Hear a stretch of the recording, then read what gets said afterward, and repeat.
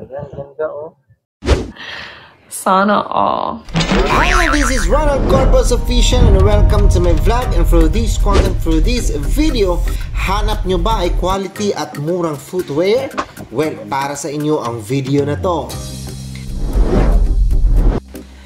Ang tindahan ng iba't ibang klaseng mga footwear tulad ng sapatos, tsinelas, sandals, pangbata man o pangmatanda ay matatagpuan nyo dito sa Malolos, Bulacan.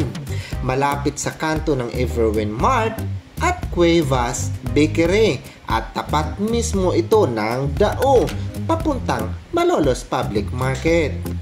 Naghahanap kasi si Takgo ng tsinelas dahil luma na ang kanyang tsinelas at nagtanong na rin kami kung meron silang sapatos na school shoes. At sagot naman ni ate ay meron. Guma nga lang daw. Pinakita sa akin ay nagulat ako. Hindi halatang guma. At mukhang matibay pa siya. At oo nga, matibay nga siya. At eto na nga, hindi halatang mura. Pangyayamanin ang itsura. Tulad sa aming di naman mayaman ay sapat na sa aming to. Sobrang ganda. At dahil dyan, bumili na din kami ni amihan ng para sa amin. Ang pangalan ng tindahan nila ay Tony and Lynn Footwear. So yun lang.